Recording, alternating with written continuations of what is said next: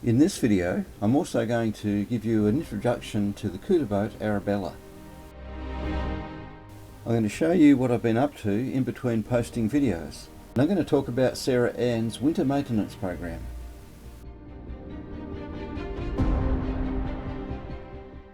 The Tamar River has a rich history in boat building, dating back to the early colonial period.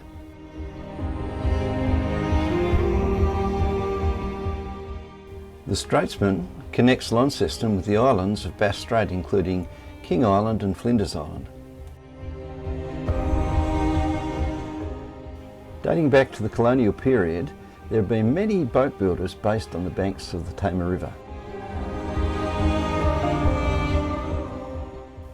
To this day, my friend AJ carries on this heritage of craftsmanship and fine boat building at Clarence Point. With the boat come up for sale, the boat was in Newcastle, and originally it was owned by an old guy and his mate that used to go fishing out off Newcastle somewhere, and had a bit of trouble with the diesel engine that was in it. So he ended up giving it to his nephew, who was a farmer, so it went out to a farm. Then it stayed for about 25 or 30 years in a barn, going nowhere. Then they decided to sell it. The guy that was going to buy it before me, rushed into town. He was in West Australia, rushed into town to get the money to pay for it. He crashed into a camel. He went down a ravine, and he was in hospital for 2 weeks out of it. And the lady, the owner, rang me back up because I hadn't heard from him and said, well, you've got second choice. So I ended up buying it, and the poor guy contacted a month later, said he almost killed himself. He ran into a camel, and they said, a bit late, we just sold the boat. So it was a lucky purchase in the end. So you got a decent prop on there? Yeah, might be too big. It's an Austral prop, and I gave him all the measurements of the boat and displacement, and that's what they sent me. But it looks a bit on the big side to me. Yep, well, the design is called a GILCRAFT 20. And it was designed by a guy called GILCRAFT, who was a Queenscliff fisherman, Couta Boat builder.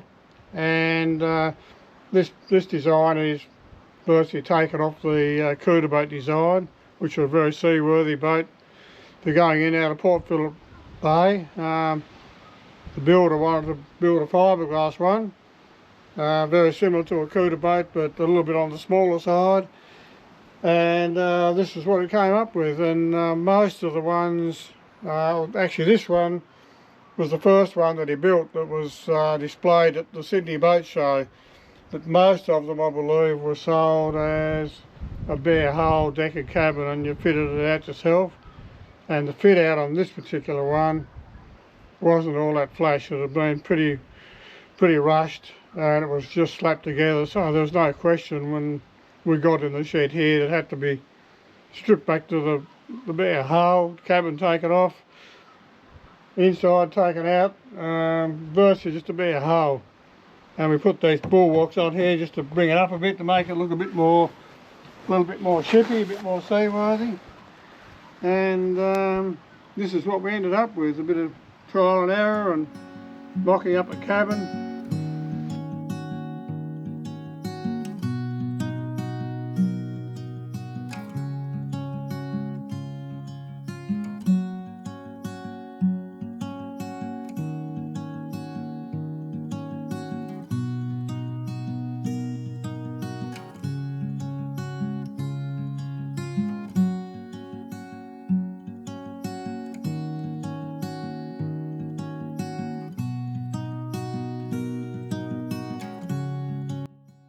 Bought that, come out of a boat at Port Sorrel. Guy pulled it out and was going to put a bigger one in, so he went up there one rainy night and picked it up, and it's done 80 hours, I think. So it's virtually just run in. It runs pretty smooth and sweet. Right, we've got a fuel tank on that side, fuel tank over there, exhaust, and the diesel filter there, and a couple of taps between the two stainless tanks. Gravity feed. It's brand new, all those sails. Feel how stiff they are. Never burn up. Stove goes under there, sink.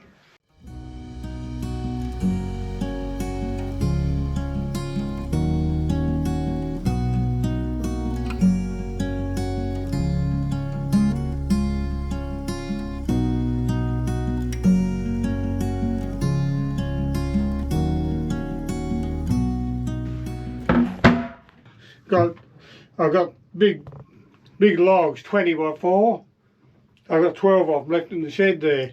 So it's all cut out of the one log, which makes it a better look. The steering module.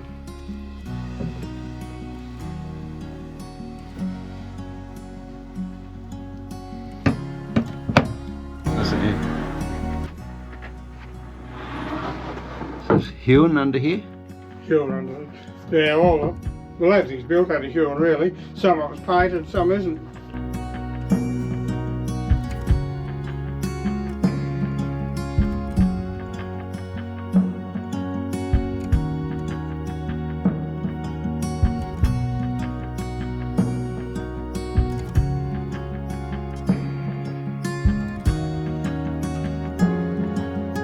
The cabin top is 3 laminations of about 6 mil cedar and plywood, and then a couple of layers of 450 gram double bias cloth over the top of that, so it turned out quite stiff. All but designed it, and he was a Couta Boat fisherman, and he used to build Couta Boats, and then he wanted to go into production with a small fiberglass one, and this design is a derivative of the actual Couta Boats. That's why it's so deep in the bow. So when they came back in through port full of rip, the bow didn't sort of wander away and sort of skew around. So they're known for their seaworthiness, but they're not fast but safe. You're saying you've redesigned the cabin? Yeah, it's a whole new cabin. The old cabin's up the top of the yard there. Yep, just sort of mocked it up in cardboard and plywood, and then just got back and had a bit of a look and see what it looks like, and then went out the next day and had another look, and then made some adjustments. The cabin makes or breaks a boat. If you don't get the cabin right, it just doesn't look good. The original ones didn't have a sliding hatch like this. They just had a cabin come across like this. You had to actually get down, so I just put like a yacht hatch on there to make it a bit more yacht-like. Put the teak rails on there. They wanted to fit down a little bit like a yacht, so it's got the laid celery floor and the little galley sink there. We're going to put a pump there. This lifts off, and the stove goes under there. So if you're not cooking, that's a bit of a workspace. All up, the restoration probably took about 3 years, but I sometimes do work on other boats as well, so it's not 3 years constant, it's just a part-time hobby. The stove goes under there, and there's also another little hatch full of goodies under there, flares and spares, bits and pieces. But it's about 600 kilos of lead down there, a little bit up there, and underneath you there, and underneath the motor as well. Very heavy boat. So sloop rig? Yep, sloop rig. Sails are brand new, came with the boat, they've never been used, so looking forward to getting them up one day. What's there left to do? Nothing, put it in the water. Oh, actually. Yeah, no, I assumed that was a blank. You got that, did you? Yeah, beautiful. Well, that's your throttle and your gears, forward and reverse and speed. Under there is just your Yanmar control panel, stop start, put the key in there, got a teak backing board on it, and I made up a little Huon pond cover just to keep the sun off. It just sits on there like that. Bit of bird's eye thrown in for good measure.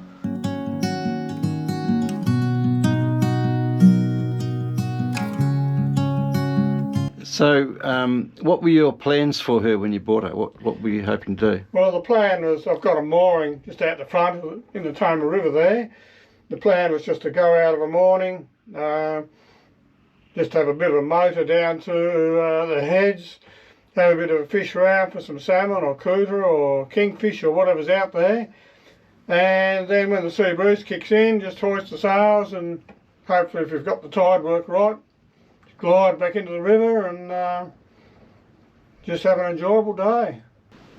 She got a name, AJ? I was just going to call it Gilly, after the builder. So the stern looks exactly like a couta boat, and the bow looks like a lobster boat that comes up and flares out a bit.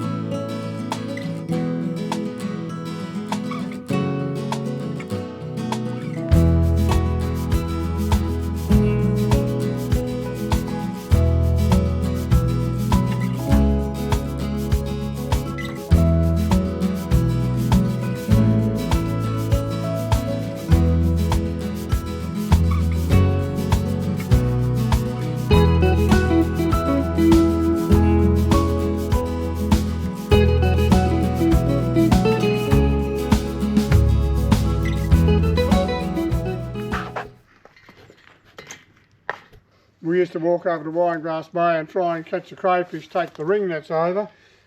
Well, this was the actual ring net that we used to take over.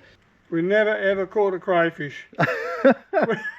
we caught a lot of crabs, big crabs.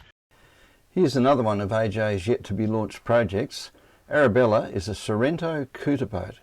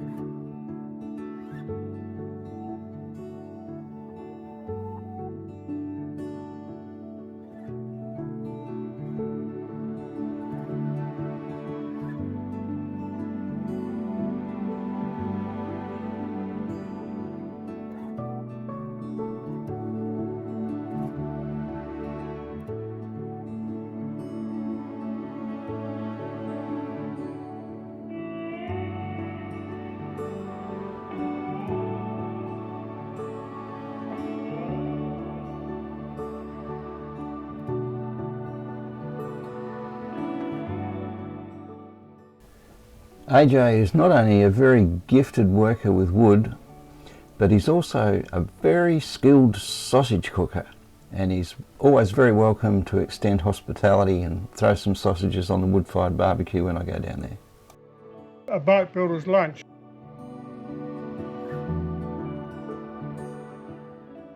You've got to keep the strength up so I can get the planks on.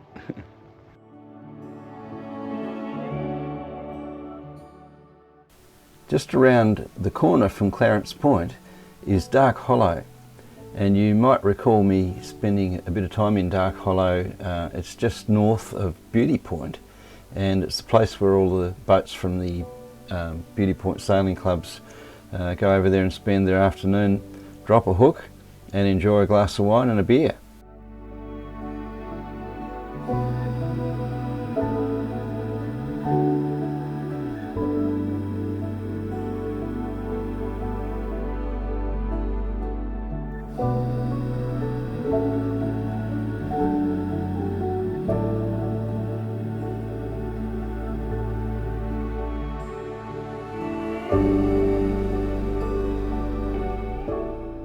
Every piece of a boat is a little individual job in itself, isn't it?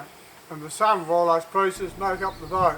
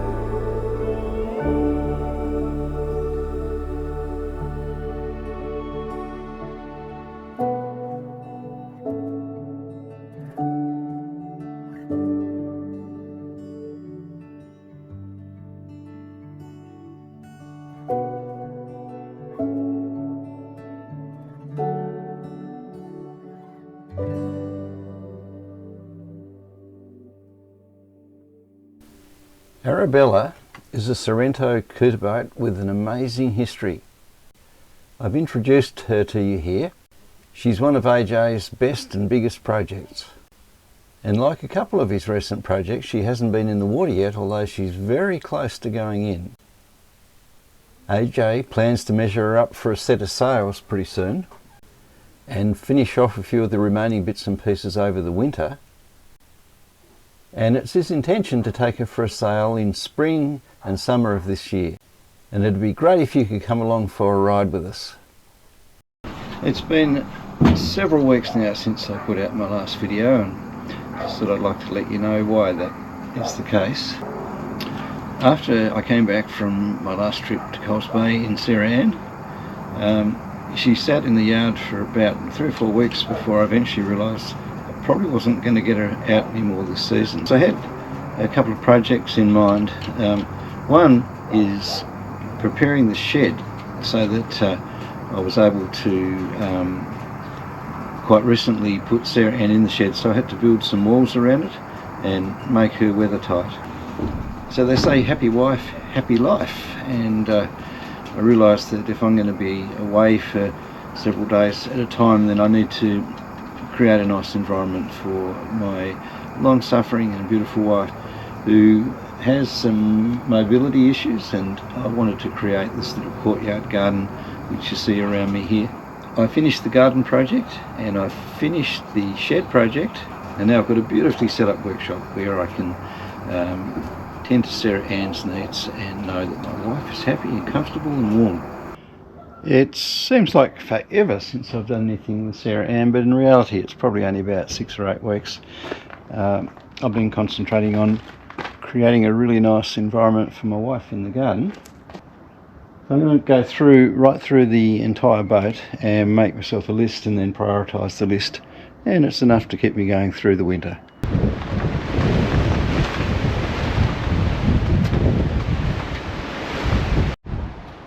It's been a bit hectic the last few hours.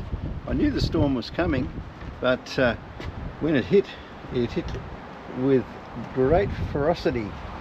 I had spent the last day or two setting up a tarpaulin here to keep the rain out, but I hadn't actually looked at the wind forecast.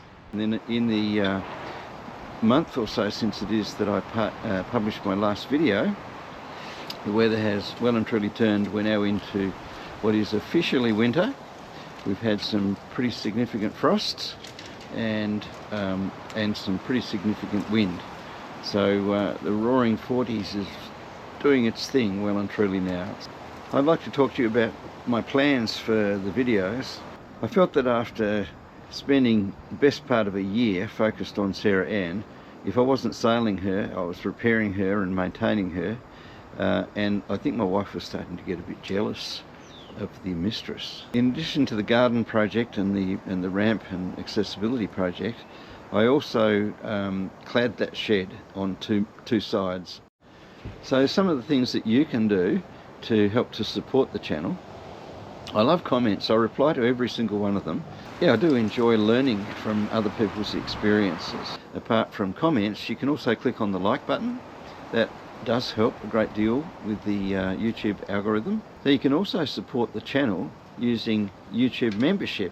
If you feel inclined, just check out the membership section of YouTube. Subscribing to the channel also helps, and if you click on that little bell and get it to send you notifications, you'll be the first to know when I've published a new video. And I finally got round to pulling the tarp off Sarah Ann and pushed back the hatch. I was a bit concerned about what I was going to find inside. So I think she's survived the ordeal quite well.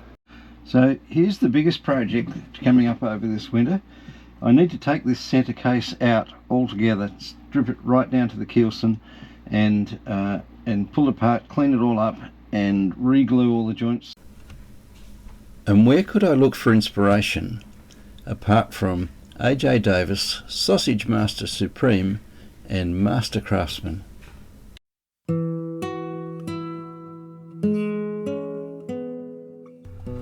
Sincere thanks to those of you that like the videos, that have subscribed to the channel, and even write a comment from time to time. I really enjoy engaging in those conversations, and it gives me motivation to keep producing the content.